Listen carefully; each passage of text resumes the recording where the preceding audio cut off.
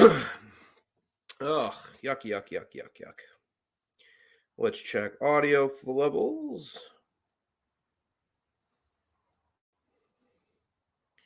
How's everybody doing today?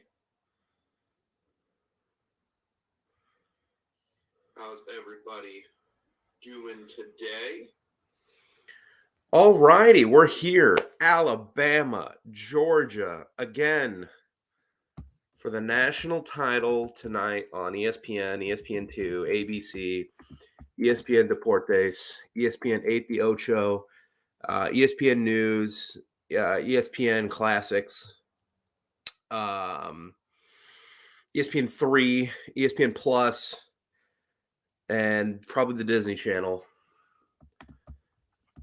tonight for this big game that people are poo-pooing because it's a rematch. I don't want to watch a rematch.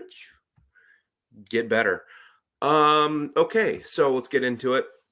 Obviously, people are already complaining about it, but these two teams have played, and Bama crushed them. I mean, I got the box score right here if you want proof. But people will say, Disney for sure, it's tough to beat teams twice. Not true. I don't have the exact stat because I forgot to bookmark it because I stink.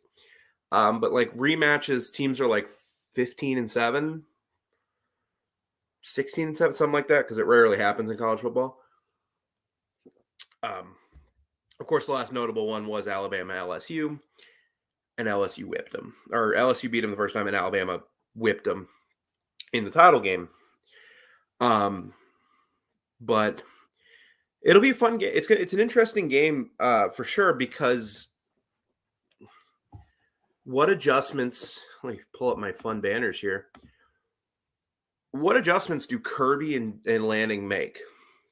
Now, the obvious answer is, you got to do what LSU did and Auburn did, and that's blitz, blitz, blitz. Get Bryce Young feeling the heat, because when Bryce Young feels the heat, and he did a little bit against Cincy, there's people that have pointed this out, and it's accurate. He tends to become less confident in his receivers and less confident in his offense. And when he does that, he doesn't anticipate as well. He waits for guys to get open, and then he'll make a throw. Whereas against Georgia and some of his other great performances, he's anticipating, and he's just making elite throws. Actually, let's pull up an injury report. Of course, a couple guys went out in the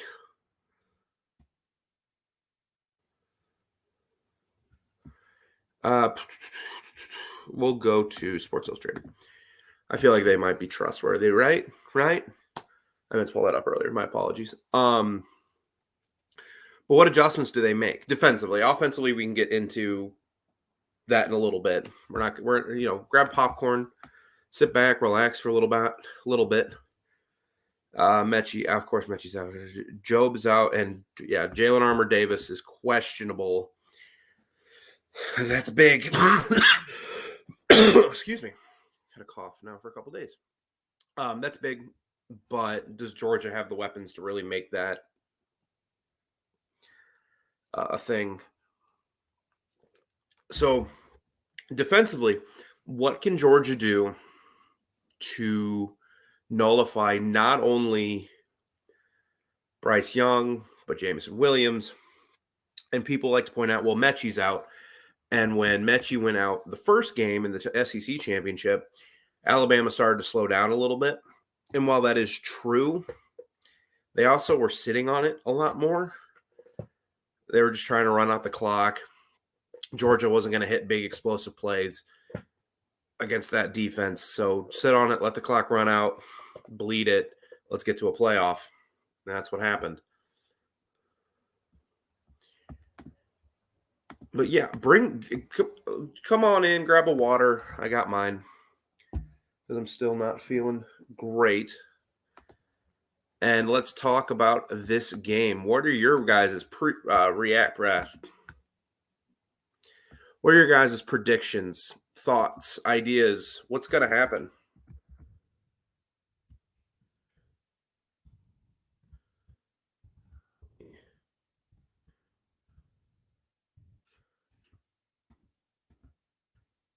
going to happen in the last college football game for 8 months or 7.5 months. We got these two mega titans again. Who knows what the scene will look like next year with the transfer portal craziness right now. But let's get into what happened last time. Of course, Georgia went up 10-0 like that.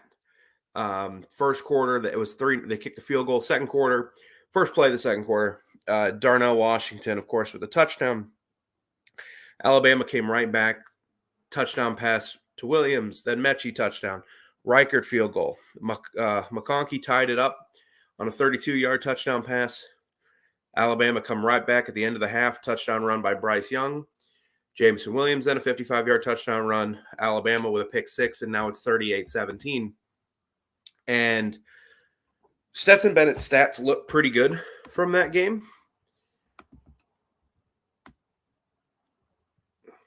29 of 48, 60% completion, 340 yards, 3 touchdowns, 2 picks. One of the picks came at the very end, so one pick. But when you go down 38-17, it's the classic Matt Stafford thing, where the Lions would go down 3 scores and Matt Stafford would just put up a bunch of numbers because he's down 3 scores. You're not going to run the ball. And so, yeah, Stetson Bennett his numbers at least, looked pretty good. Now, can he do that while the game's 17-10 or 14-10 or 10-10, whatever? Because I don't think Alabama's going to hit the shots. If Kirby and Dan live up to their reputation, of course, Dan Lanning's now the coach at Oregon after this game, he'll worth their salt, they'll make adjustments. And Alabama's not going to hit deep shot after deep shot after deep shot.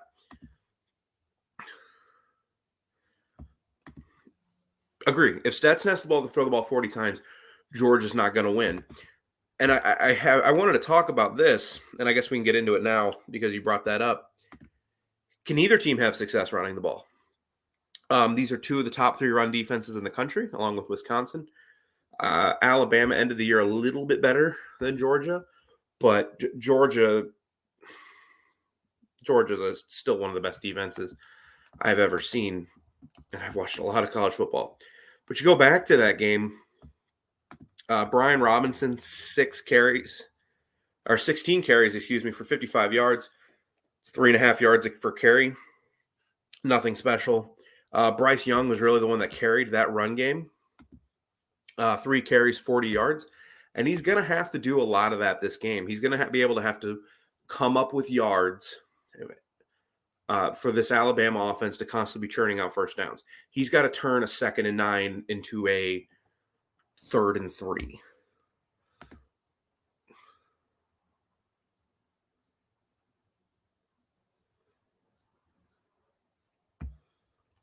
You're right. Thank you. I thought one of the picks came late. My bad.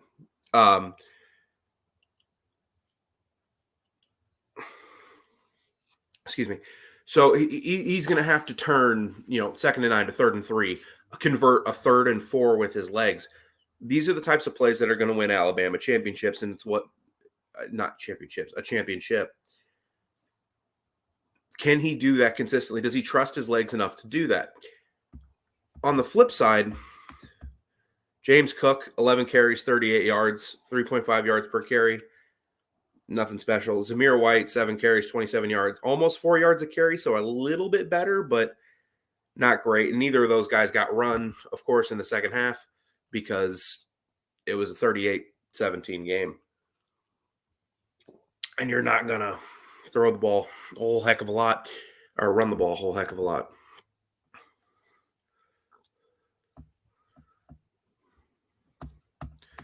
Someone mentioned it. It's a toss-up, but, you have probably a better team. I think Georgia, has a more better overall roster than Alabama does. But when one side has a better quarterback and the better coach, it evens all things out, which is what I warned people about in the SEC championship game. Yes, Georgia was murdering everybody coming into that game, just dumpstering people. And a lot of people thought Georgia might dumpster Alabama, but that's a dangerous thing to think when the other one side has Bryce Young and Nick Saban. It's a dangerous thing. And what happened is Georgia got dumpstered. They looked bad. Now they look, and people wondered before the playoff game against Michigan, myself included, on this channel, does Georgia have a glass jaw? Are they able to take the humiliation that was the SEC championship game, the humbling that was that, turn it around and use that as motivation to play better? We're all wondering it. Michigan wasn't a bad team. Michigan's a pretty good team. And they came out and hammered. They did what they did to Michigan, what they did to every other team this year outside of Alabama. Just dumpstered them. That wasn't even a game. I mean, I didn't do a recap for that game. I'm not going to do a lengthy recap, but I mean, you look at the box score for that game. My goodness gracious. Michigan ended with 328 yards of offense. Yeah, somewhere. That game was a massacre. And Stetson Bennett against Michigan looked really good. 20 for 30, 313 yards, 3 touchdowns. He looked really, really good. I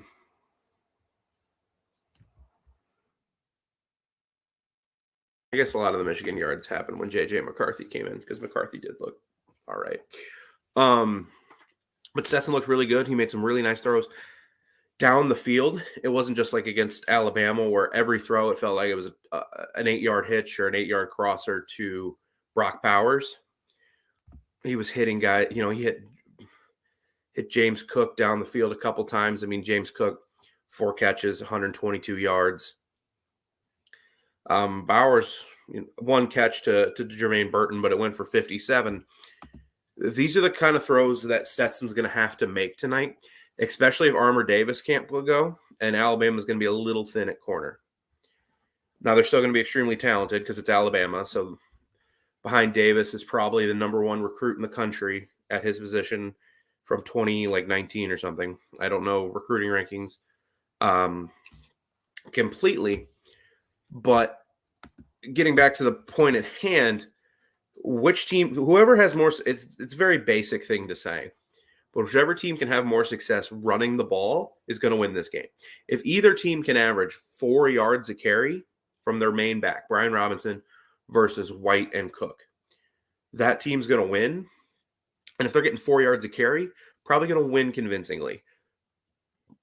Because I can guarantee you both teams aren't going to run that well. And that's going to make things super easy for Bryce Young or Stetson Bennett and the Georgia offense and the Alabama offense.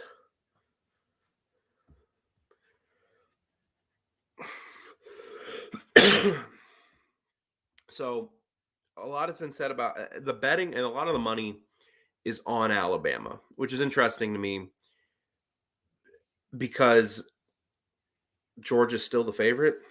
Now, I understand why that is. We all watched that SEC championship game, gosh darn near a month ago. We saw what happened. It wasn't close after in the second half. It very quickly got out of hand in the second half of that game.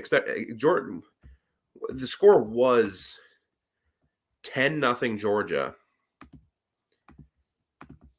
And before you knew it, it was 38-17 Alabama. That's a 38-7 run against one of the best defenses college football's ever seen. So we all watched that game, but Georgia's still the favorite. Georgia looked better in their playoff game. Go Gators. We have a lot of time to talk about Florida, but not tonight. Not your night, guys.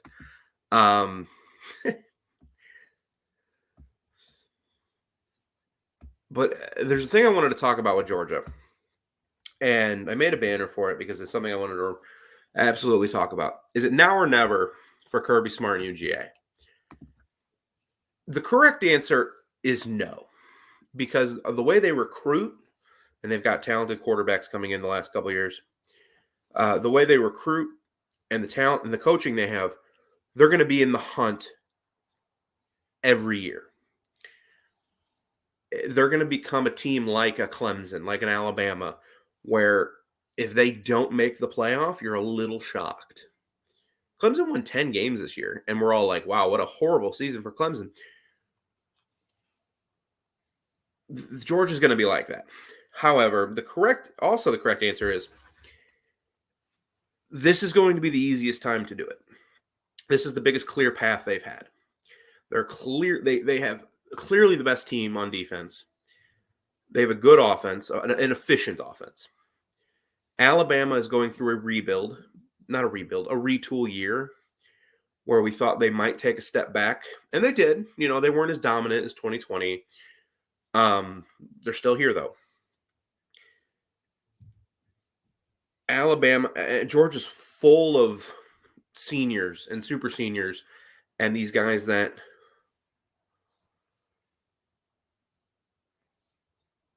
these older guys. Well, Alabama's a lot of young pieces. A lot of Alabama's team's going to be back next year. Will Anderson will be back. Bryce Young's going to be back. The MVPs on both sides of the ball. Georgia's not going to have that next year. So it's not now or never for UGA. And I would like to get your guys' thoughts in the comments. I see from the Gator fan, and I'll touch on that here in a second. It's not that Georgia, if they don't win it this year, they're done. It's not one of those situations. But it is the easiest, clearest path they're ever going to have. Texas A&M's recruiting amazingly. They still need to get quarterback right. But I have to wait and see about Texas A&M because a lot of the SEC is recruiting better. A&M's recruiting better. Kentucky's recruiting better. Missouri's recruiting better. Auburn's recruiting okay. Like those are all teams that had top 15 classes. But I have to wait and see with Texas A&M. I think that's fair. Oklahoma, Texas. We'll see about those two. Texas is always going to be an elite recruiting. See what happens with Sark and Venables as head coach. Florida State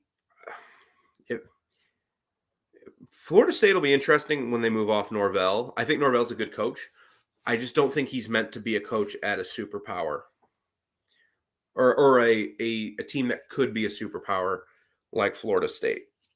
I think Florida State hires a good recruiter, like Deion Sanders, they're going to be right in the thick of things. And then Miami, the thing with Miami is I think Mario Cristobal is a really good recruiter. And we're talking about, for those joining, we're talking about Georgia. And is this Georgia's chance? Is this going to be the easiest opportunity for Georgia to win a national title for the first time since 1980? So I don't want to go too much into other SEC things. I want to focus on the game. But that was the context of the conversation. With Mario Cristobal, I think Cristobal is an excellent recruiter.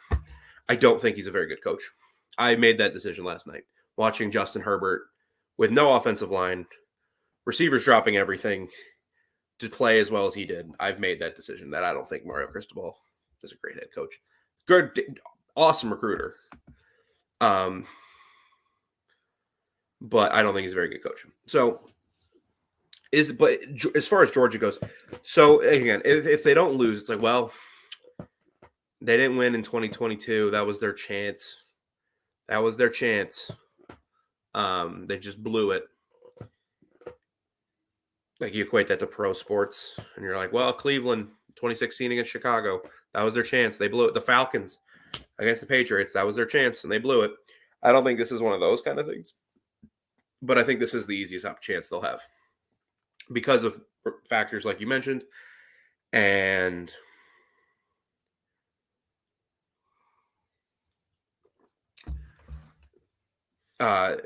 just where Alabama is at this year, where we all thought this was kind of a retool year, where they're still going to be excellent, but they're going to take a little bit of a step back, and they did take a step back, but they're so good and talented. They're still playing for a national championship tonight in a few hours.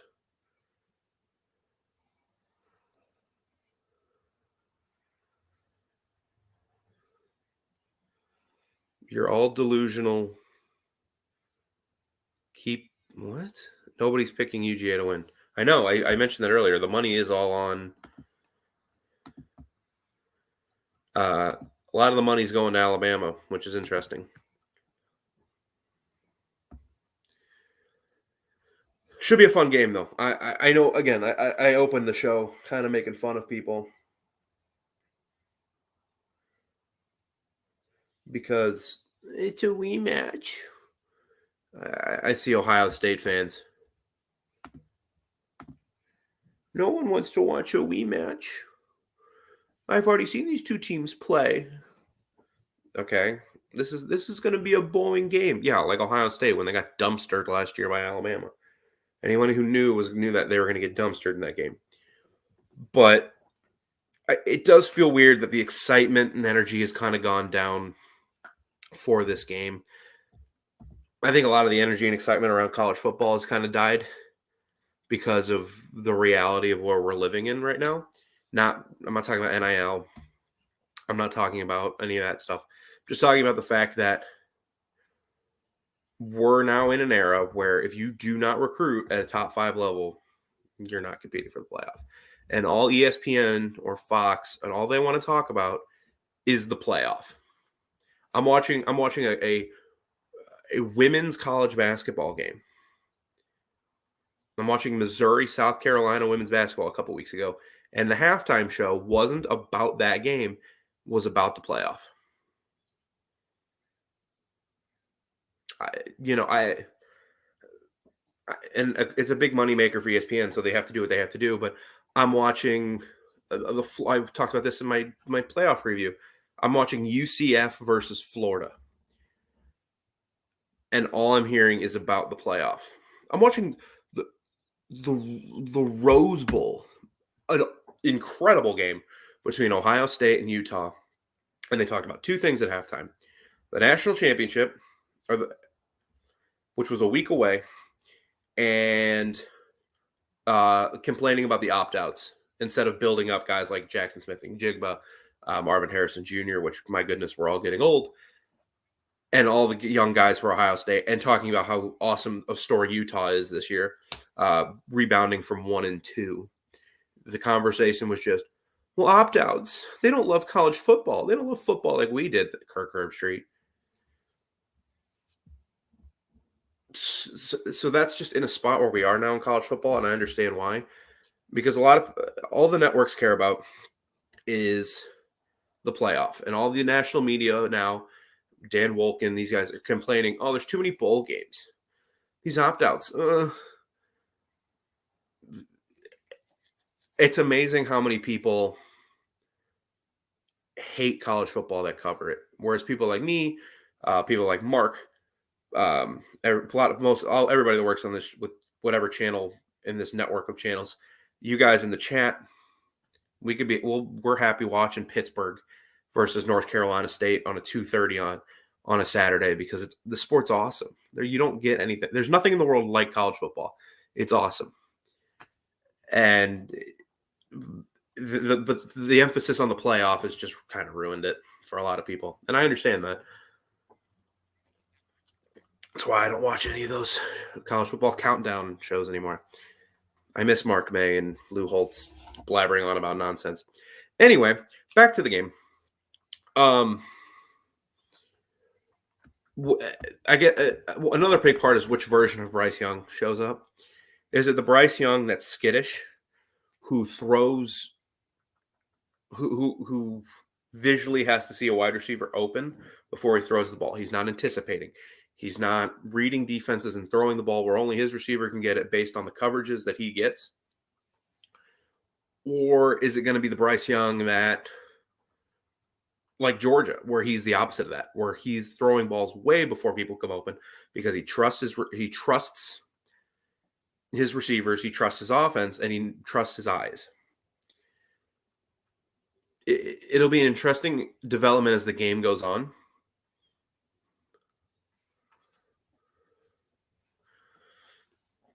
um, to see which version of that shows up. Because if it's the first version of Bryce Young, Georgia has a chance to really move. Georgia has a chance to establish a lead and start heating things up.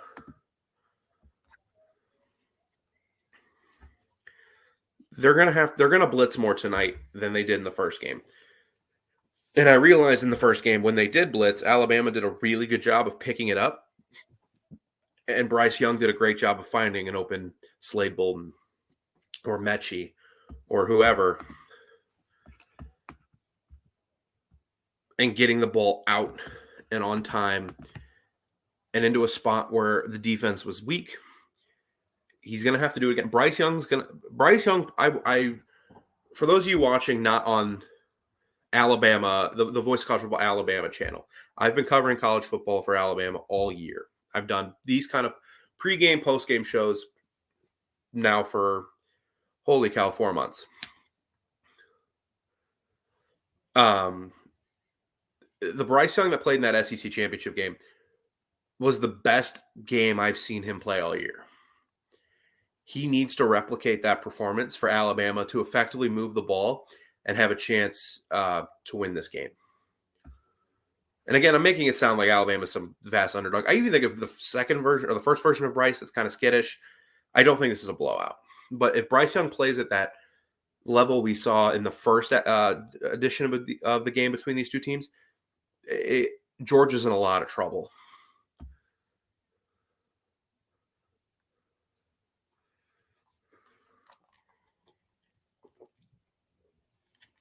A lot of trouble. Because while Stetson Bennett is an efficient quarterback, when he's comfortable, Georgia's ahead of the chains. He's a very okay, good college quarterback in that situation. He's not elite. He's not an NFL quarterback. But when he can have 2nd and 5, 3rd and 4, he's very efficient. He can find Brock Bowers. He can find McConkey. We'll see what George Pickens. He's an X factor tonight. Because if George Pickens is healthy, it adds another dimension to the Georgia offense that they haven't had all year.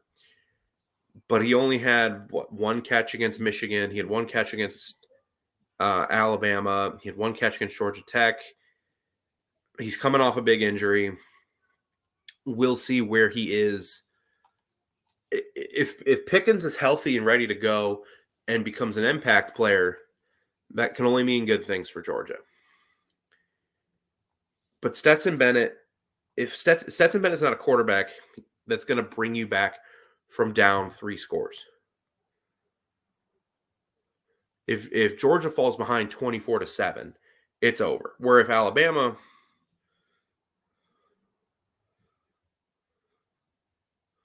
were to fall behind 24-7, you wouldn't be looking and going, "Oh yeah, they're." You wouldn't be looking at it and saying, "Oh, they're fine," but you also wouldn't be like, "Oh, this thing's over.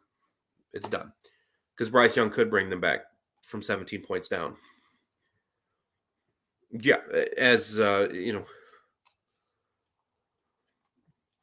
Georgia can't get behind the chains against UGA. No, they can't constantly be putting Stetson Bennett in 3rd and 8s, 3rd and 9s, or longer, because they're going to have issues getting first downs and maintaining the ball, keeping Bryce Young off the field. Goodness gracious. They're going to have to do that. Now, Alabama's run defense is so good. Georgia's not going to run the ball tonight. And someone said Georgia's going to have to establish the run. Yeah, but they're not going to.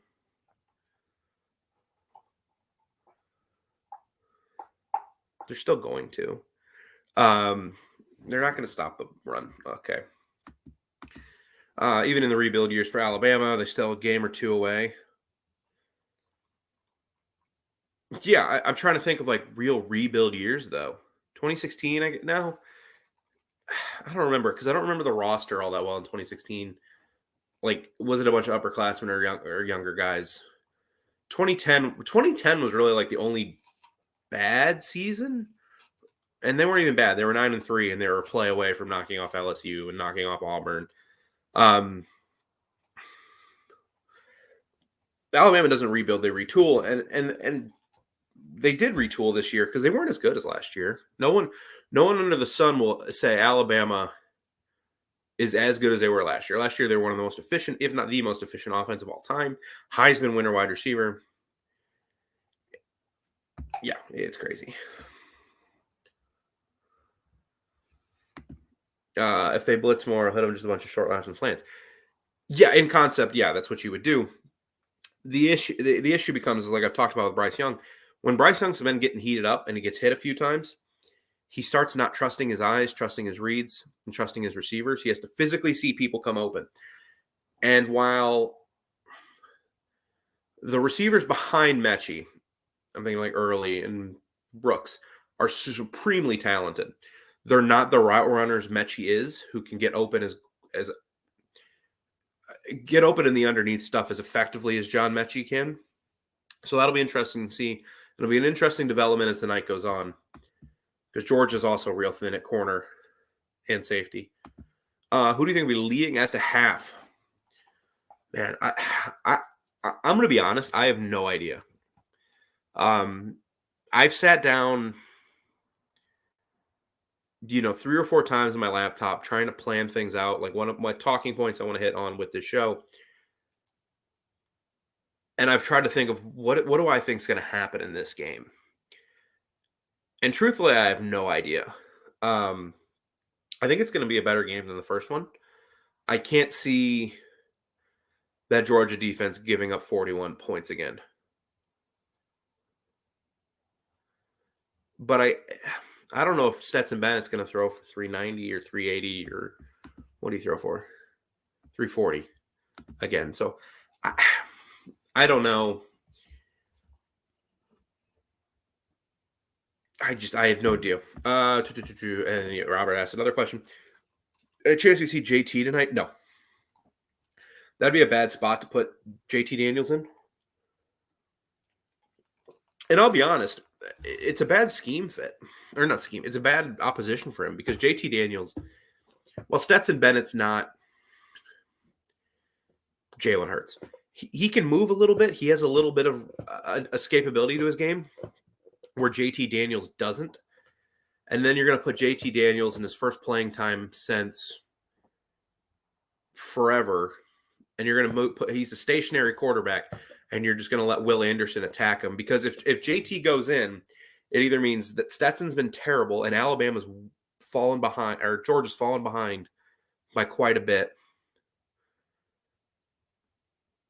Or, unfortunately, Stetson gets hurt. So if they're down, I'll just throw out this arbitrary score.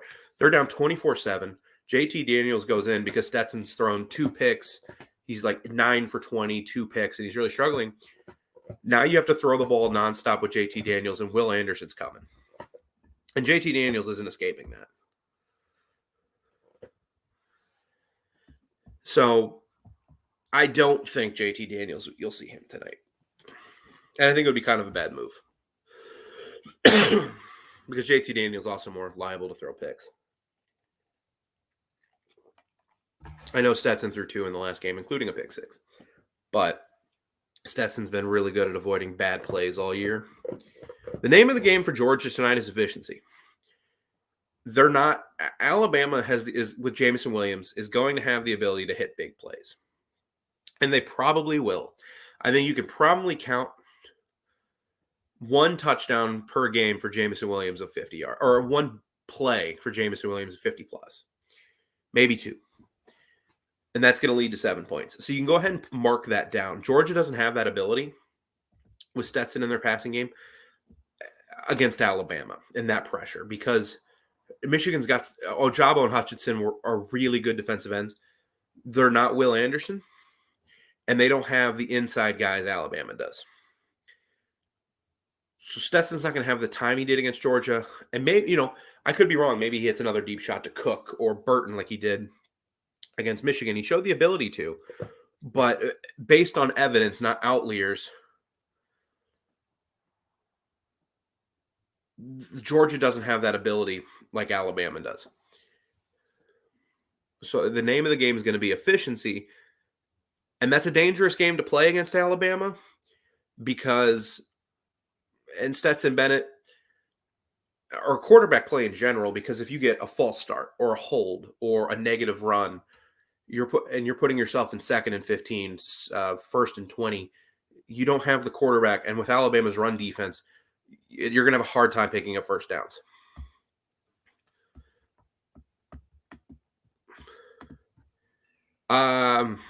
Yeah, probably, because if Alabama's run defense holds like it has in now 14 games this year,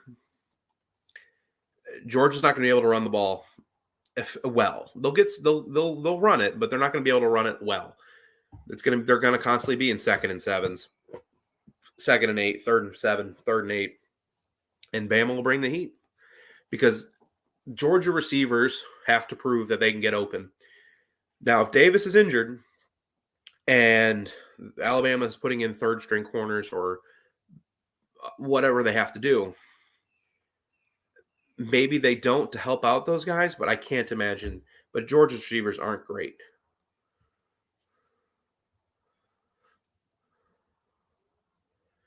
So if Georgia to stop that pressure is not going to have to stand up to the point of attack.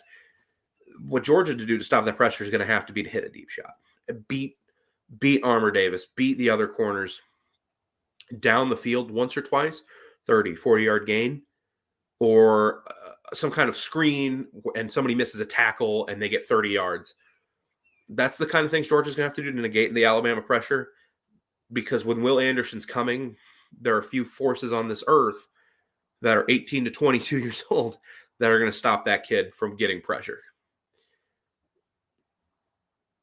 It's going to be an interesting chess match between Saban and Kirby tonight. Seeing a lot of people join. How are you guys all doing tonight or this afternoon? Thought I'd take a little break from doing a little work, do this preview for you guys. Mark graciously let me on all 3 channels today, not just the 2 I normally am on. I see a lot of people coming. Give your guy. What do you guys think is going to happen? What are your thoughts, ideas on this game? What adjustments are Kirby and Dan going to have to make? Just getting spammed by random accounts, so they're getting blocked. What kind of adjustments do Dan Lanning and Kirby have to make to not give up 41 points again? If Alabama puts up 41 points again, Georgia's not putting up 41 on Alabama's defense. In fact, I think there's probably a limit to if Alabama scores 30, this game's over. I don't think Georgia is putting up 30 points against this Alabama defense.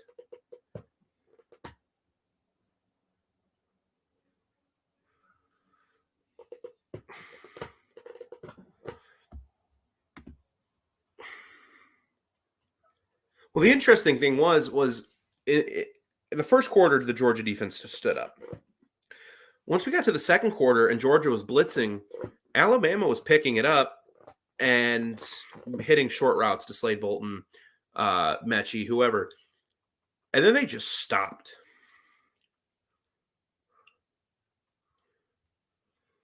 They just stopped. There has to be a different way, different pressures, different looks you can give Bryce Young.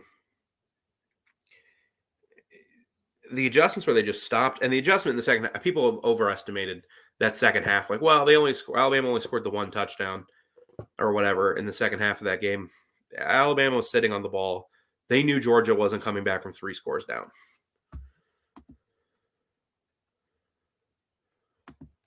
Mark looks different. Yeah, actually, this is a hostile takeover of the channel. It's like anonymous. Latu with 2 touchdowns. I'm sure Alabama fans will take that in a heartbeat. Him or Billingsley. Blitz. They have to. They tried playing coverage the middle of last game, and it didn't work. It just didn't work. They don't have the corners. Georgia's defense is awesome, but they don't have the corners to keep up with the talent Alabama has a receiver. They absolutely need to pressure more and find ways to get pressure. Make Bryce Young feel the heat.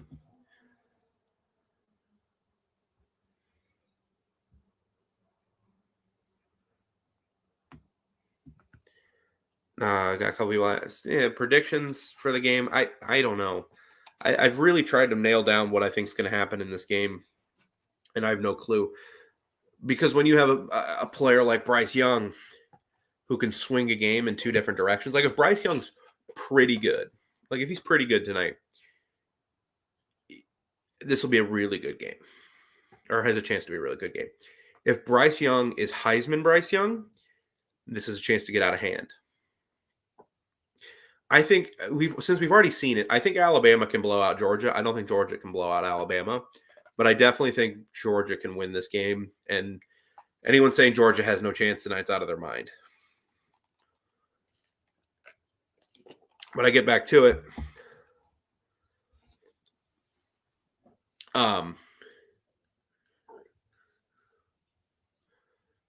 people say that beating a team twice is tough in the same season. It rarely happens where you play a team twice. The most notable examples I can think of recently are, of course, 2011. 2017, Auburn beat Georgia, and then Georgia beat Auburn in the SEC championship. What were the other? I'm trying to think of another one. There's probably others, but in the history of college football, the team that won the first time wins like 70% of the time. It's kind of an old wives' tale that that's true. It's not really. But it's interesting because if Kirby Smart and Dan Lanning are worth their salt, and Dan Lanning is now the head coach at a major college football program with a lot of money and a lot of influence and a lot of potential, he will come up with a game plan to not shut down Bryce Young, because that's not happening, but to neutralize and slow it down.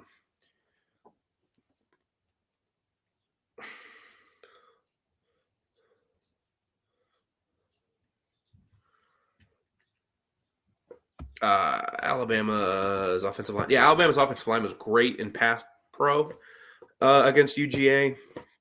They played that well again. UGA is going to have a tough time winning the game, but you commented 2 plays later. I don't think they play that well again. Hardly they play that well again. I too don't think they play that well again.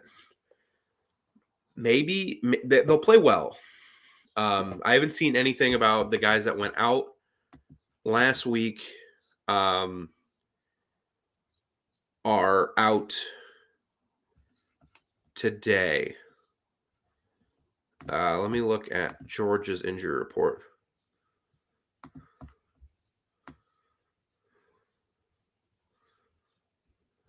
I don't care about quotes. Don't care about quotes. Don't care about quotes, Dog Nation. Well, that wasn't a injury report. That was just a yuck.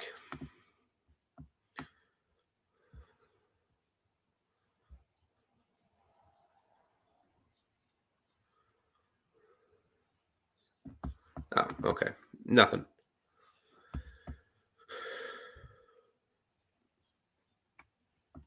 Okay, Georgia over Alabama isn't quite the same as Michigan over Ohio State, because that was a monumental upset. This is Georgia's favored. Ooh, good question. I wish you were here earlier because we talked about this. Because I mentioned I had a thing. Is like, is it now or never for Georgia? And of course not. They recruit at too high of a level. Kirby's a good coach. It's not now or never. But this is the most. How do I want to phrase this? This will be the best opportunity they have. You're not going through an Alabama team at the height of its powers. You rolled through Michigan. You rolled through the SEC East. It's not now or never, but this is the best opportunity to end that, 41-year streak?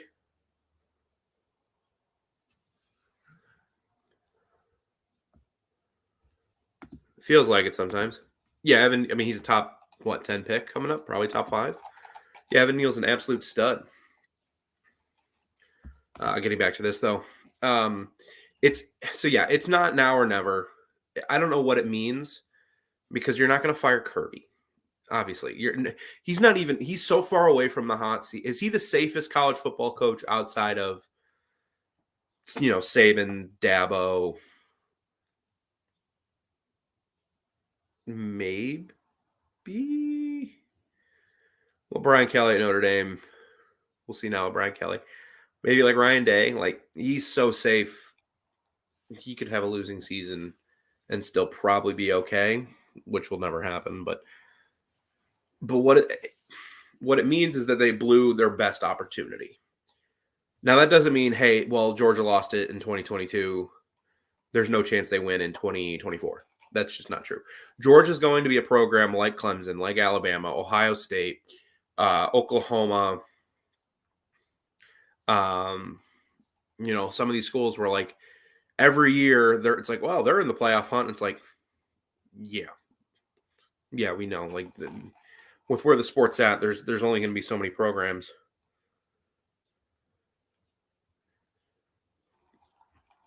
that are going to be in the playoffs. And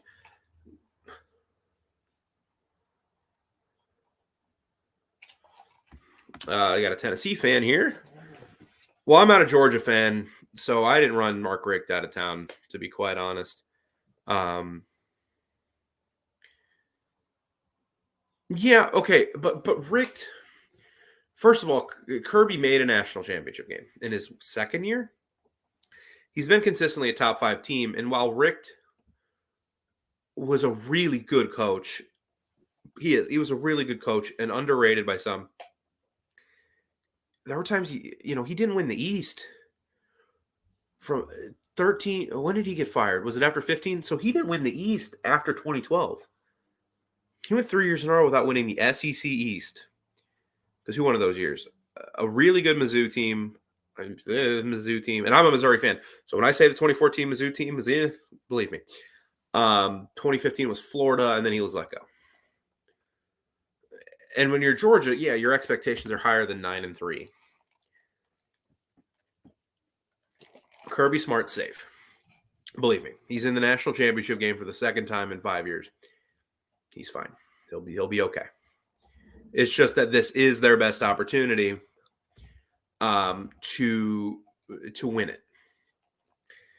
Now, let's say they lose it, and then next year they go 9-3, and then the next year they go 9-3, and then the next year they go 8-4. Then we'll talk. But Kirby's safe right now. It's super safe. Let's see. Was there anything else I wanted to get to in the comments? No.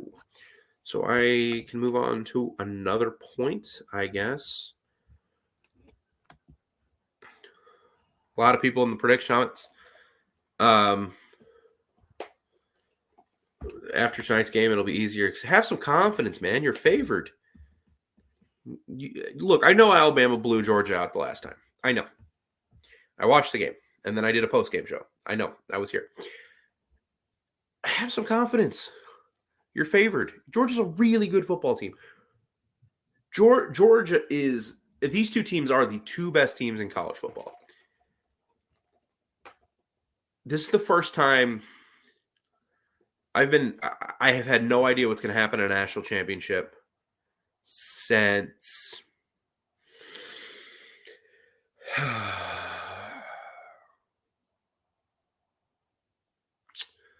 let's see. Last year, we all knew who was going to win. 2019, 2019 was interesting, but we all knew. I guess 2018, maybe. I don't know. It's been a while since I've been like, oh, a national championship game. That's going to be fun. Have some confidence. Let's see. Bama, Iowa Wave. Yeah, I've been to Kinnick. Yeah, the Iowa Wave is incredible. It's so fun. Going to Kinnick was an experience. I saw him play Wisconsin in 2018. That was snuck into the student section. That was fun. All coaches fall off eventually. Well, except Nick Saban.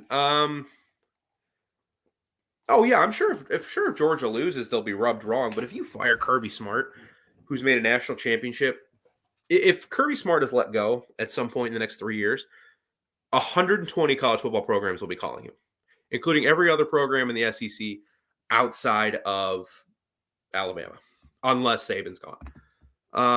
Yeah, everybody loses their last 4 against Saban, except like somehow Ed Ogeron and Jimbo Fisher. Lane Kiffin's lost his last like 10. Or no, I'm just kidding. I know he's only been there a couple years.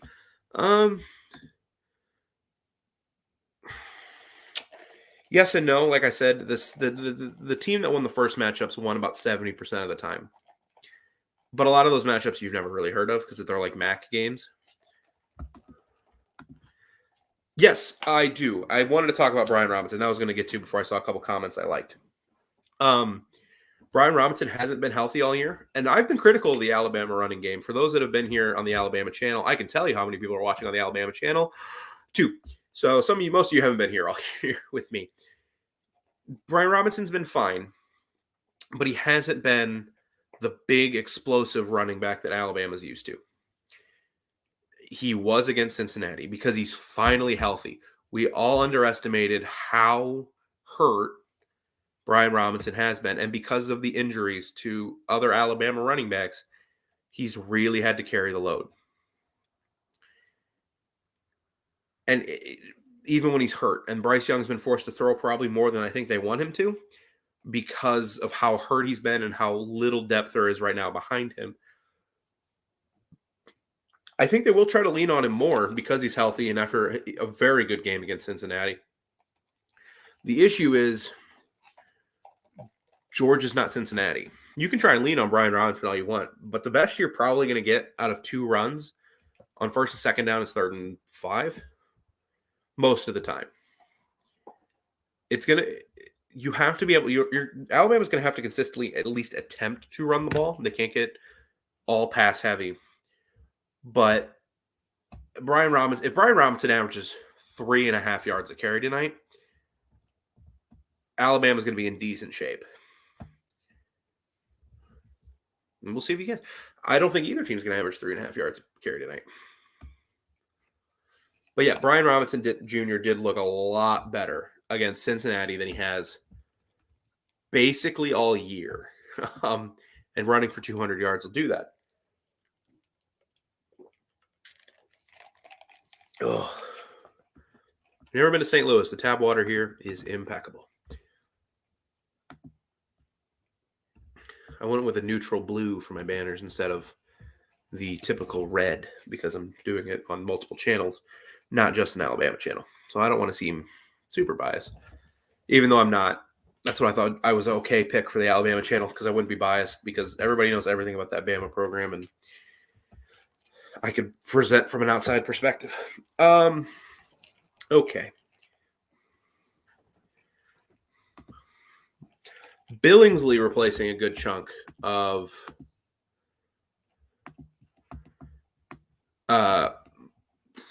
Mechie. Yeah, I mean the tight ends certainly would be a big pick. I think it'll be.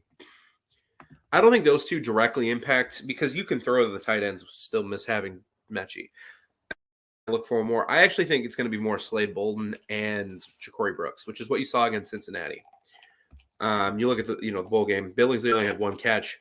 Brooks and Bolden combined for 7. 7 catches for quick mental math, 97 yards. Shoot, Jameson only went for 7 and 62. Holy cow. Yeah, I brought up injury reports. As far as I can tell, everybody, the only player that Alabama's nervous about is Armour Davis, in the secondary.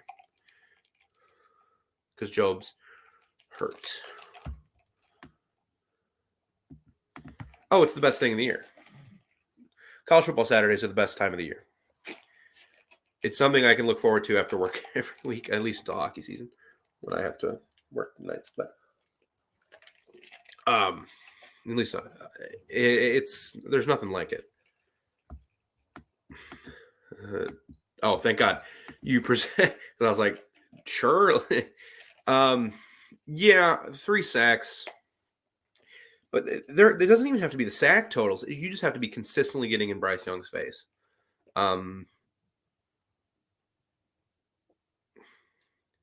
It doesn't you don't have to necessarily bring him down with the ball, but if you're consistently hitting him off timing, making his throws off time, that's almost as good.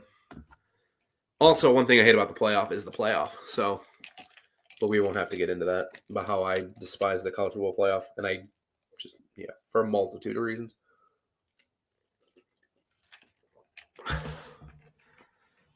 Okay.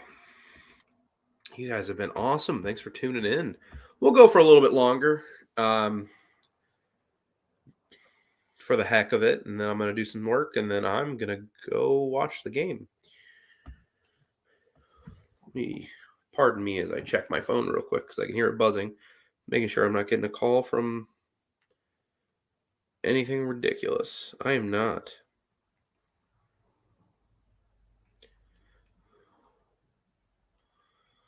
Nope. Bama rolls by at least 14. Again, I don't. It's such a cop out, I know, but I just have no clue what's gonna happen. And I know it's a cop out, and I feel really bad. Believe me.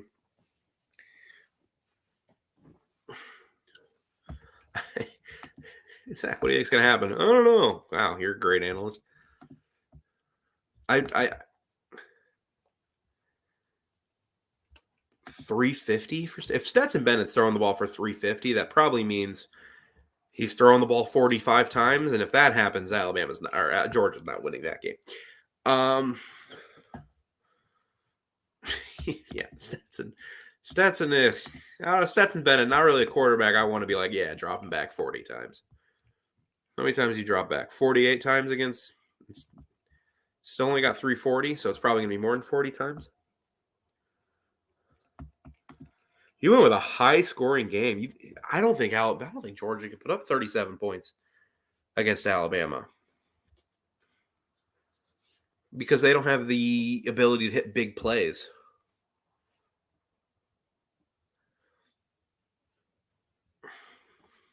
I don't think they can put up 37 points. Why don't they play this game on a Saturday? Because there's nothing else going on. I don't know. It's been like this forever. Like the BCS championship always used to be on a Sunday or a Monday. Well, they don't want to compete with the NFL. And the NFL is starting to do games on does games on Saturday. I mean, the game's late enough where I don't think it impacts work. I mean, what time's the game? 7:00 my time? Yeah, I don't think work impacts it a ton. No, and it never really has affected the ratings. College football ratings are going to never be bad. Like more people watched a bowl game between Mizzou and Army at whatever SEC team. Again, fans when I say whatever SEC team, and military school. More people watch that than Steph breaking the 3-point record. So, and Steph Curry is, one of the biggest athletes on the planet. I said this earlier with Pickens. Yeah, we can hypothetically say he'll have big plays tonight, but he's had 3 games now, and he hasn't hit any big plays. And Bowers isn't a big play guy down the field yet. He's an intermediate guy, which is what a tight end should be. He's Travis Kelce, which Travis Kelce will go for 12 catches and 120 yards because he's just a freak.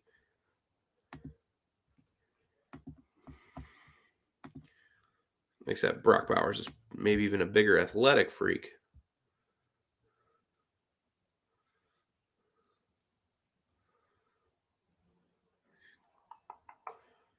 It's not the Vanderbilt defense where Brock Bowers is just going to run downfield all night like he did against Vanderbilt or South Carolina or Missouri or whoever. Tennessee. I don't even remember how he did. I was at the Tennessee-Georgia game, and I don't even remember how he did. I was getting so cold in the third quarter. Knoxville was awesome, though. I know there's a Tennessee fan in chat. I had a lot of fun in Knoxville. I don't remember where we ate. I know we ate at Waffle House across from our hotel, but that was a fun weekend.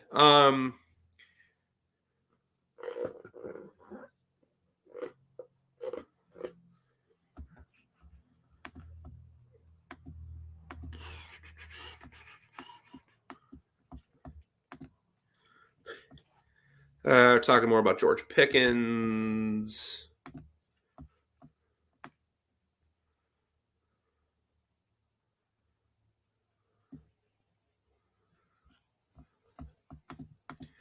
He had the one big play. Yeah, he did have the one big play, but Stetson Bennett and Pitt, they're not going to be tandem that's consistently going downfield. And Bowers is awesome. I love Brock Bowers. I don't want to just get in an argument with one guy, but he's not a deep threat against Alabama. Against Vanderbilt, yeah, but not against Alabama. There's a reason he caught 10 balls and 139 yards. He was getting 12 yards. He's getting 13 yards a reception because he's awesome. What's up, brother? Hope you've been having a good one. I hope you're going to really enjoy this game tonight. I don't care who wins. I mean, I don't know if I'm doing a post game. I texted Mark and said I could.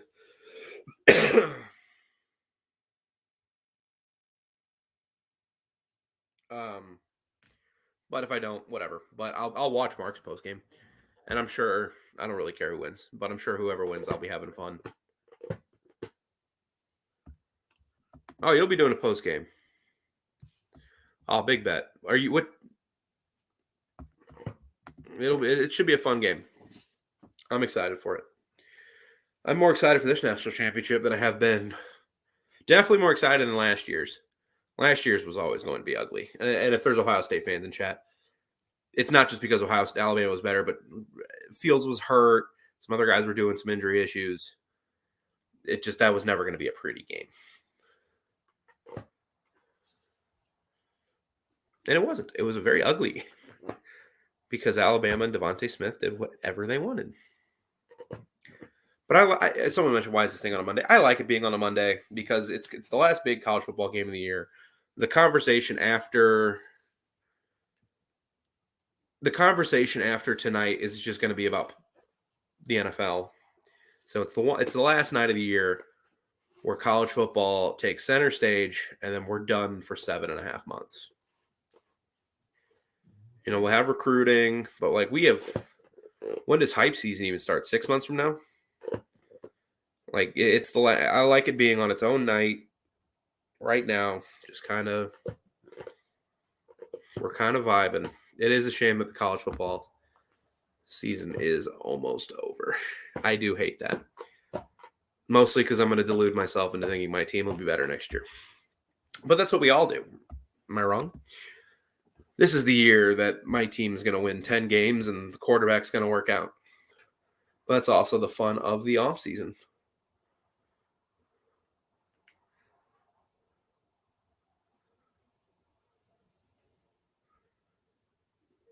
Why are you calling me at this time? Anyway.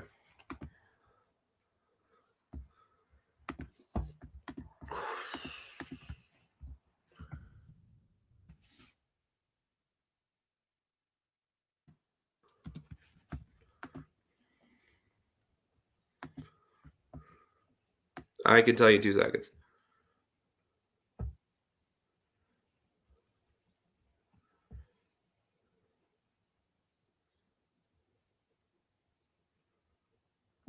As far as I can tell,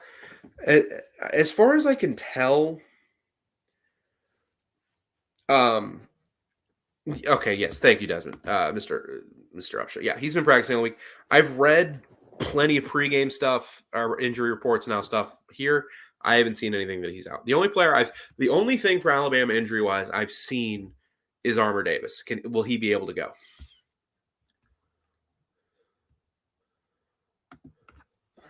46-year-old Georgia season ticket holder. Man, I wish I could own season tickets for my favorite team. Wins.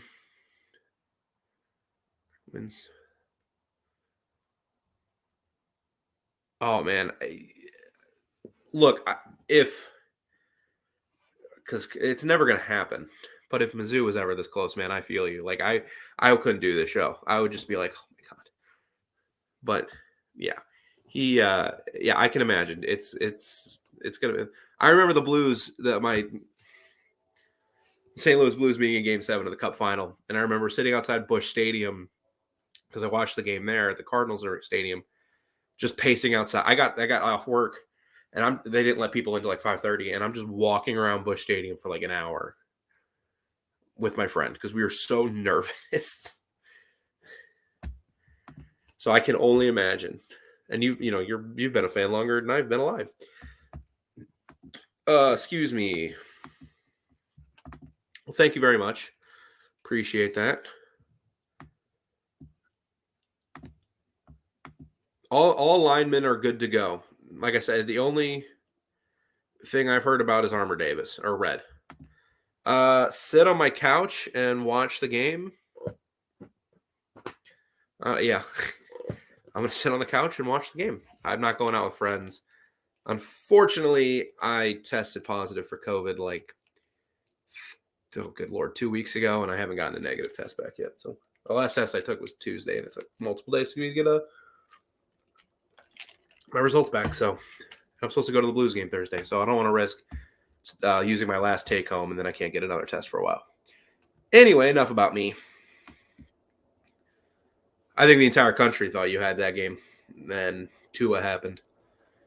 Whew, man. I can only imagine getting that close to a national championship. But thanks to Missouri basketball, Missouri not being a serious program, and Mizzou football just not being at that level, I'm never going to have that opportunity. But I do have the Blues, who are really good this year, and I have the Cardinals, who don't try to win World Series. They just try to win wild card games. Yay. Anyway, enough ranting about my sports teams, because I could do that all day. I should get my own channel to do that all day. But then I would. But yeah, tonight's game. If you're not looking forward to tonight's game, you're just not a fan of college football, because these are so clearly the two best teams.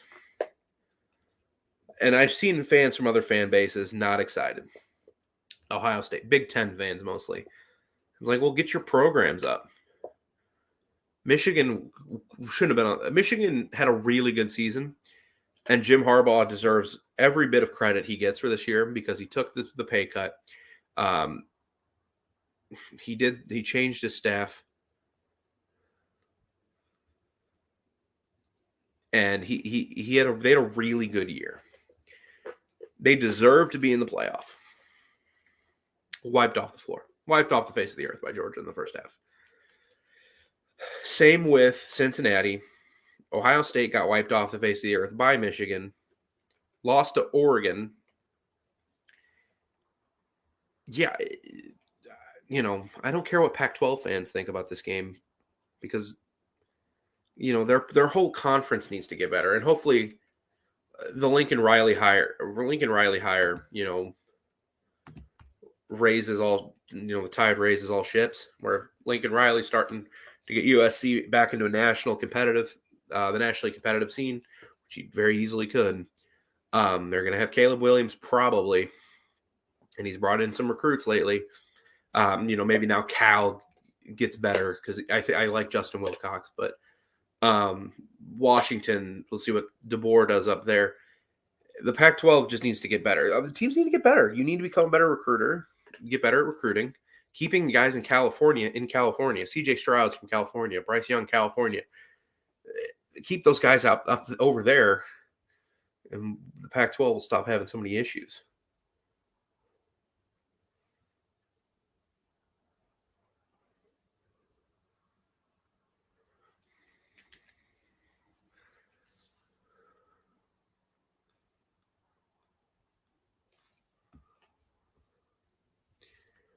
Both defensive backfields are beat up. Yes, they are. Which could be interesting because I don't think Georgia has the receiving core Alabama does, but they're going to have to take advantage. I am just blocking Russian bots or whatever. Showtime. What did you comment? No.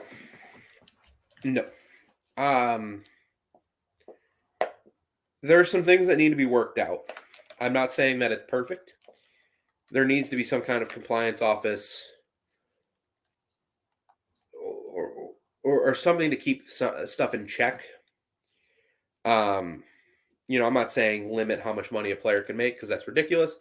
Because these are sponsorship basically, they're like sponsorship deals, and we don't tell LeBron James, hey, Nike can only give you so much money.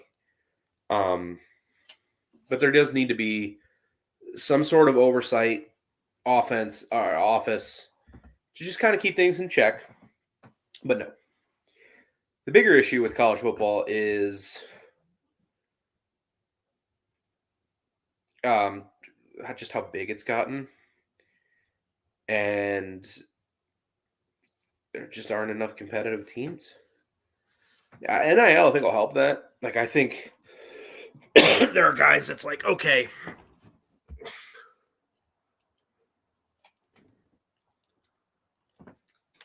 Let me get to your next comment. That's what I don't agree with is recruiting players on other teams. That's ridiculous. That should not be happening. That's where like an office, like a national, an NCAA or whatever clearinghouse or compliance office should be. Portal combat. That's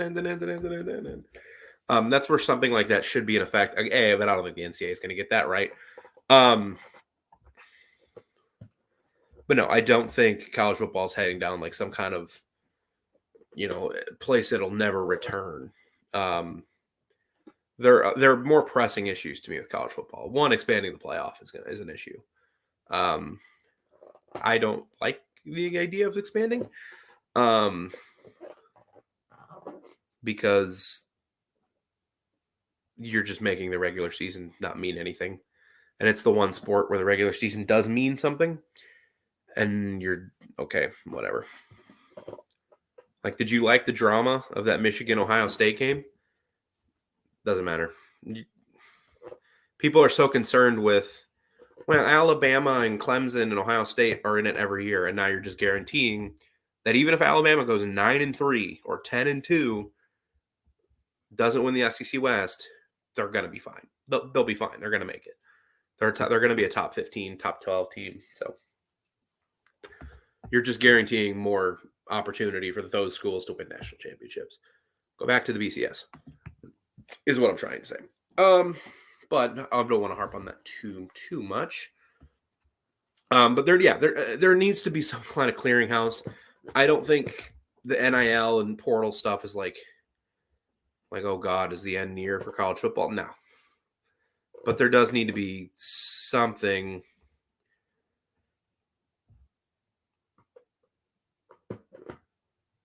to keep things in check. Okay, showtime. If they go to 6 teams, fine. I can live with 6 teams. I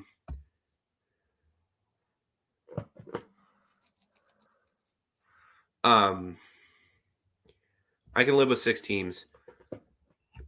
Actually, no, I can't. I only like 2 teams because we've had now 16 playoff games. 3 have been good.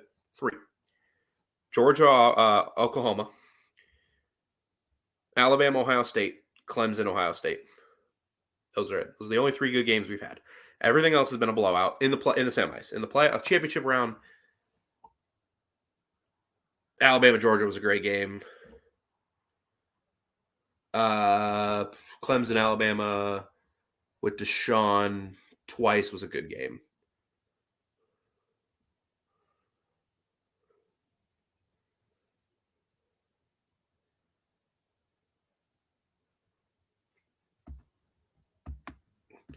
So you want to go further than I do, and you want to go back to like 2005, which I'm here for it. Make bowls interesting. Make bowls fun. Not bowls fun for me. I love watching Northern Illinois, Coastal Carolina go back and forth and score. I love it. But also I'm watching that game and the halftime show is nothing but the college football playoff. Instead of watching, hey, look at Grayson McCall. Look at this 45-yard run. No, it's so Desmond Ritter. You think he complete? Guys, the game's 3 weeks out. But Desmond Ritter. The balls to watch this game live. Oh, God. I can't remember the last time I taped and watched a game. It was pre-Twitter. It had to have been like 2010. I think I had basketball practice the night of Auburn, Oregon.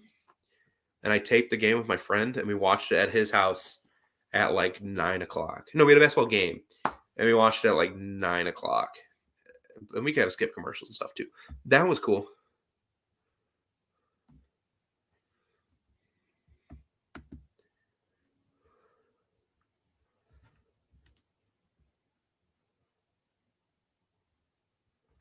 Yeah, and Alabama, Oklahoma State also would have been awful. Ohio State was a 4 seed. That's an outlier, though. Outliers aren't rules. And 4 seed Alabama won a national championship. Yeah, Alabama lost a weird game at Auburn. They were better than Auburn. They won a national championship. Yeah, regular season is the best in sports. Good Lord, man. I hope. We have 3.5 hours? Oh, man, I'm not going to be here for 3.5 hours. I still got to do some stuff. But yeah, I want to play. I want to watch the game. The BCS, for the most part, got it right. I mean, what are the biggest arguments? You had 2008 when you had the Big 12 South thing. Well, you had Texas, Oklahoma, not Texas Tech. Great season, but you lose. You're down 63 something at OU. You're done. So you had that. Then you had 2011. Don't lose on the road at Iowa State. What other controversies do we have? We didn't really have any. You had the thing like, well, Ohio State got bowl banned in 2012, and they would have made it and played and killed Notre Dame. God, I love that. Going back watching that because there were so many analysts, and I'm not even talking like Skip Bayless, who is a clown. He just says things for money, but like people honestly trying to hype up Notre Dame, and it's like how many SEC teams would have murdered that Notre Dame team? Georgia would have beaten. Florida didn't have the offense to kill them, but they would have beaten them. A&M would have beaten them. Like, so, yeah, okay. No, because it's not. No, because Georgia's awesome. They're an awesome team. They don't have a Vince Young, who is a superstar. They have a bunch of really good players, but they're not those superstar players. And USC, yeah, Alabama's a better dynasty than that USC team was. And Bryce Young's, Bryce Young, if we're going equivalency here, Bryce Young, Matt Leinart, sure. But even this Alabama team doesn't have a Reggie Bush or Dwayne Jarrett.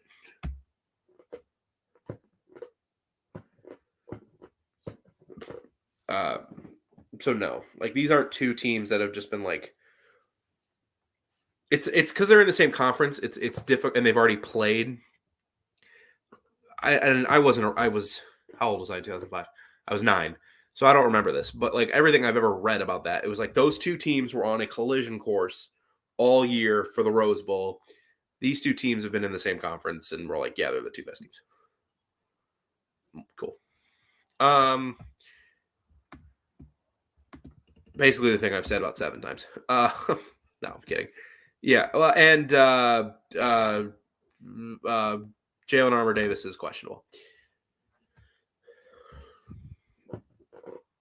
I think I should throw that in there, being the professional that I am.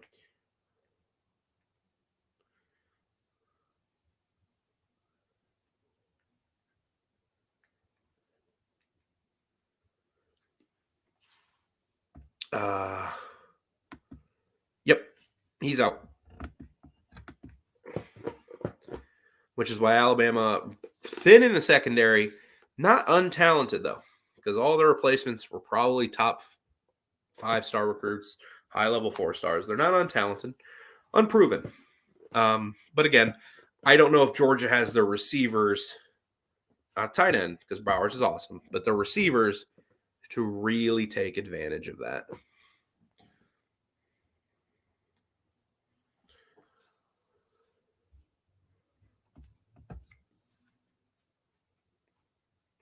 If I have to give it, because I'm going to wrap things up here. I've been going for about an hour and a half. Wrap things up for too long. But if I have to give a score prediction, man, I'm going to go Alabama 24, Georgia 20. Do we see a JT appearance tonight? No, and because there's so many new people, and I don't know who's been around, I'll answer this question again. No problem.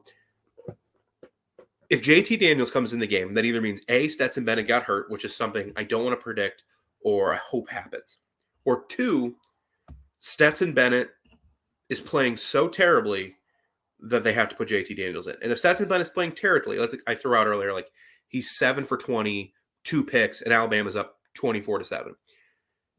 JT Daniels might come in there, but I don't think he has any chance of leading Georgia to success because he's a stationary target. Will Anderson will hit him like 7 times, and he's also more liable to throw picks downfield than Stetson Bennett is. The name of the game is efficiency tonight for Georgia. Yeah, I would too.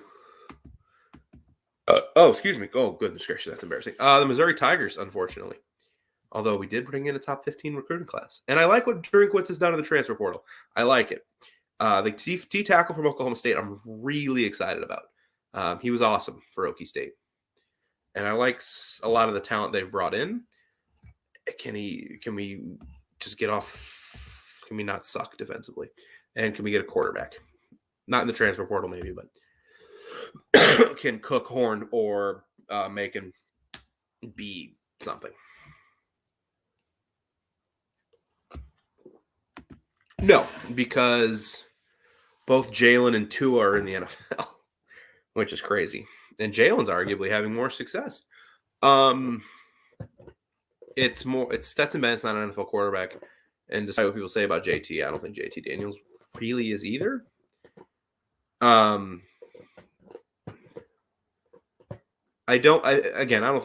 one of those things where if Alabama falls behind 24-7, I wouldn't be like, oh, they're primed for a comeback, but I wouldn't be surprised if they came back. Or if Georgia falls down 24-7 with Daniels in or Bennett in, I think that game's over.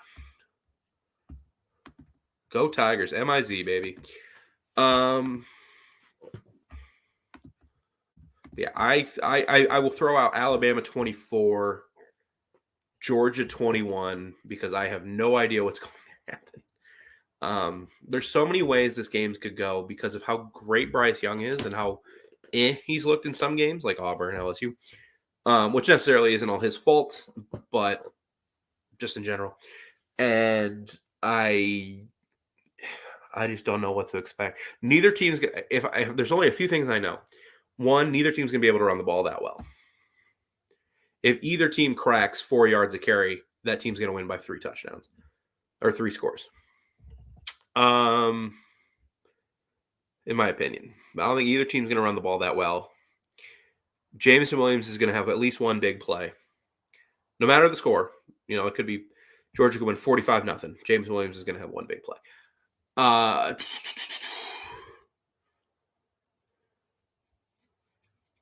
Brock Bowers will catch more than 5 passes because he's such an awesome safety net for Stetson Bennett. And Will Anderson will record at least 1 tackle for a loss. That's all I know is going to happen.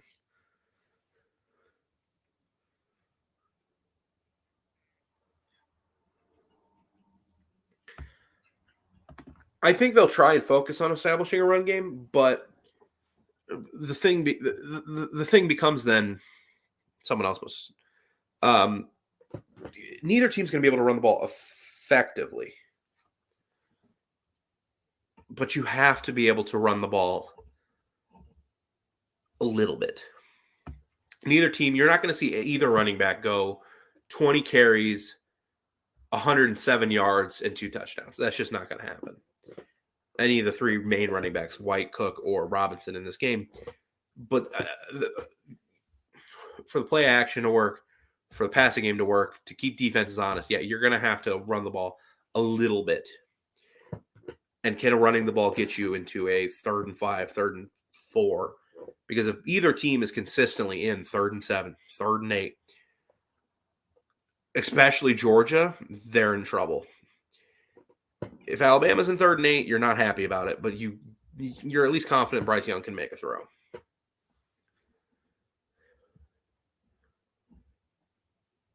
Because I think Bryce Young leading like a constant – Bryce Young will be like Justin Herbert last night where I think you're confident he can make a throw. Because, my God, that was the worst That was the worst 2 minute. Justin Herbert went like 6 for 18 on the final drive, and they scored. That was abysmal. um, yeah, probably. But again, what do you mean by establish? Because you're not going to be able to just run the ball at will. Alabama's too good. And Alabama's not going to be able to run the ball at will. Neither team is going to run the ball at will tonight. But if you can kind of consistently be getting 3 yards, you're in good shape. The thing that Georgia, it's not that if Georgia can hit big plays in the run game. That's not what's going to be the big thing, because they're not. Probably. All evidence points to no. The thing is, can Georgia avoid negative plays in the run game? You got to keep Stetson Bennett out of 3rd and 12, 3rd and 11, 3rd and 9, in that range. He needs to constantly be at worst 3rd and 6. But he's a good quarterback. Stetson Bennett's a pretty good college quarterback. When Alabama won, I'm gonna go into one last little thing, and I think I'm gonna hop off so I can get back to work for a little bit. But this point will take a little bit, and you guys feel free to chirp in. When Alabama beat Georgia in the national or in the SEC championship a month ago, I came on here and did a post-game show. A lot of fun, a lot of energy from the Bama fans, a lot of self-loathing from Georgia fans, which is expected after a game like that. And the main thing I kept seeing from a lot of people, you can't win a championship with Stetson Bennett. You can't win a championship with Stetson Bennett. It's not going to happen. They're not going to win with Stetson Bennett. Play JT Daniels. Stetson Bennett can't do this, can't do that. He can't win. And I got on there and I warned people. Yeah, Stetson Bennett wasn't great tonight. The numbers look okay. He threw for 340 yards, 3 touchdowns. But the game got out of hand, and they were constantly having to throw the ball just to get back in. But I warned people, Georgia's in the playoff. They're going to smoke whoever they play in the semifinal, more than likely, or they're going to beat them, not smoke them. I didn't think Georgia would smoke Michigan, but they did. They beat them though, and they're going to play for a national championship, which means they're going to be 60 minutes away with Stetson Bennett from a national championship. I didn't want to lay down the statement that Georgia can't win a title with Stetson Bennett, because odds are tonight they're going to be probably a quarter or 30 minutes away from winning a national championship with Stetson Bennett. This game, I don't see it, and I took this from a YouTube channel, the College Football Nerds, another great college football channel. And I've used it in a lot of my predictions too for this game, whether it's talking to people or this. Alabama's not going to score 40 points again, I think. They're not going to score 40 again. Georgia's not going to. I don't think Georgia has the offense to blow out Alabama. This game's going to be in the mid-low 20s. And when a game is in that range between two amazing teams, one play can make a difference. A blocked punt, a missed deep shot, a pick six, a fumble a fumble at the 25-yard line where you've missed out on 3 to 6 points, and then the other team goes back and it's a touchdown, and that's a 14-point swing or a 10-point swing or something like that. One play like that can make all the difference. And it's hard to judge games like this. A special team, a 15-yard penalty on 3rd and 13, and now it's goal to go. Things like that impact these low 20s games more than a 41-24 game like we saw a month ago. I think this is going to be a close game, and it's hard to judge because one weird play can make something happen.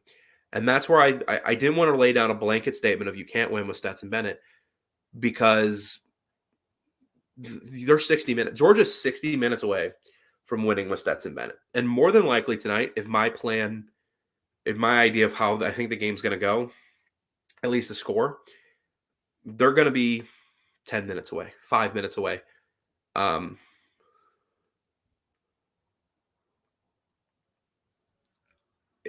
so we'll see. Georgia, yeah, they could win a national championship with Stetson Bennett. They're close. Now, Stetson Bennett does need a quarterback like Stetson Bennett's going to need a team like Georgia has. He can do it.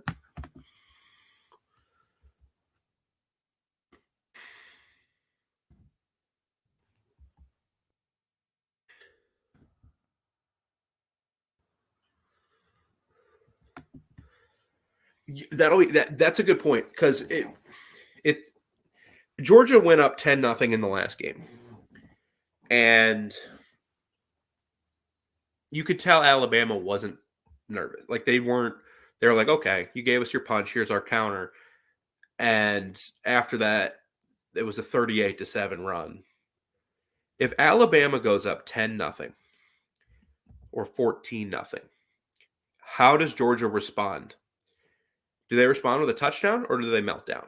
That'll be a big part. That's actually a really interesting point. I like that point a lot. I don't think it'll get to that point because I think this game's going to be pretty tight throughout. But yeah, hypothetically, Alabama gets the ball, scores a touchdown, forces a fumble, pick, 3-and-out, whatever, and then kicks a field goal. They're up 10-0. We're in the first quarter. Georgia's getting the ball back. How do they respond?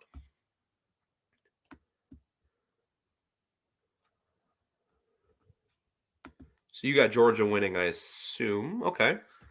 Because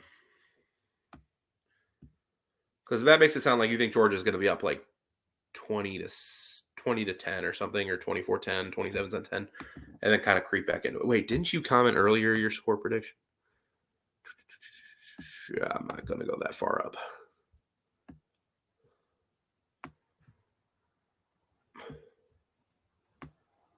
But yeah, I mean, for Georgia, the keys tonight, and this is going to sound so generic, you can throw me on ESPN. Getting anything out of the run game, anything, getting 3 yards a carry and stopping big plays. No 50-yard gains for Jameson Williams, no 30-yard run for Brian Robinson, or you're getting consistently gashed in the run game. That can't happen. And on the flip side for Alabama, can you force more turnovers? Can you get Bryce Young comfortable? Can you establish any kind of run game? I mean, yeah, 1 second's a lot, but yeah, you're not wrong. Got to give him less time to throw. The thing that Bryce did so well in that SEC championship too is when Georgia was getting pressure, he was just simply stepping up or sliding to the right, sliding to the left, or just taking off and getting a few yards. He only did run the ball 3 times, but you just take off and he got 10 yards on one, get a first down. Can he do that? He's certainly athletic enough, and he's good enough and fast enough to pick up a 3rd and 6 here with his legs. And he might need to do that a few times tonight because I think Georgia's going to blitz him a lot more than they did a month ago.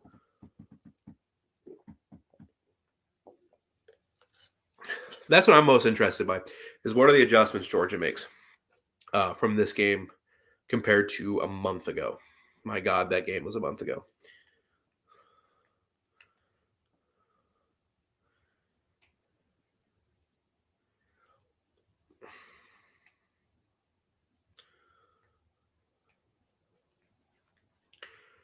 Alrighty, that is an hour and a half. All right, guys, I'm going to go ahead and take off. Thank you so much for joining me. You guys were awesome. Thank you for everybody in the chat.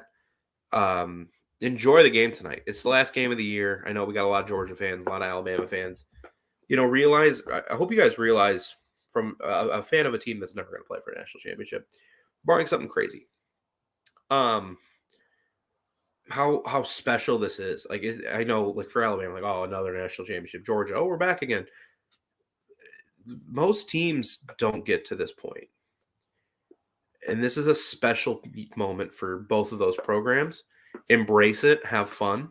If I'm here tonight, be nice. If you're watching Mark's recap or whoever's doing who's here earlier, we have Brett, I think was his name. Sorry if you're here and I don't remember. Um, he's doing a show. If you go to his show or whatever, be nice, be cordial. We don't need to be mean to each other. This world would be a lot better. It's just sports. Um, Lord knows I can be mean. I was mean to Dallas Stars fan yesterday.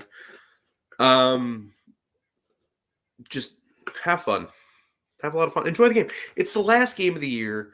We have 6.5 months before we even start hyping up college football again. And we have 7 months, 7.5 months until the season starts. Have fun. Enjoy the game. Have some good food. And we'll be back here tonight. Mark will be here, I assume. I don't know if I'll be here, but you guys will watch because whatever. Thanks, Mark, here at the Voice of College Football. Subscribe, hit that like button.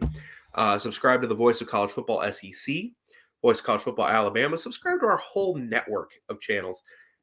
Most teams, a lot of the major teams have a channel. Nebraska, Georgia, USC,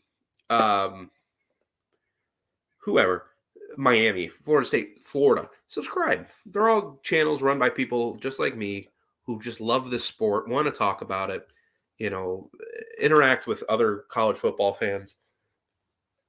Have fun. Just have fun. It's been a fun and exciting season.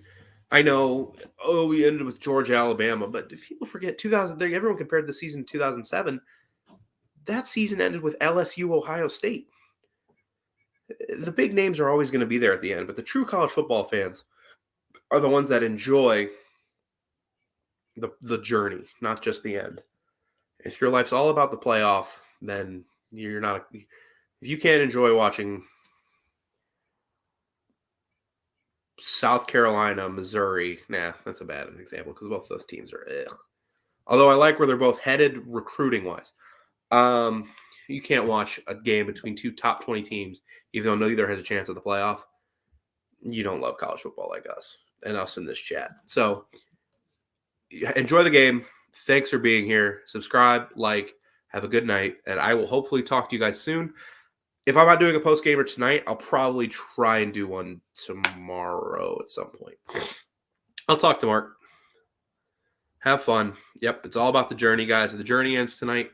Good luck to both teams, and hopefully no major injuries. And I will see you guys soon to talk about this game.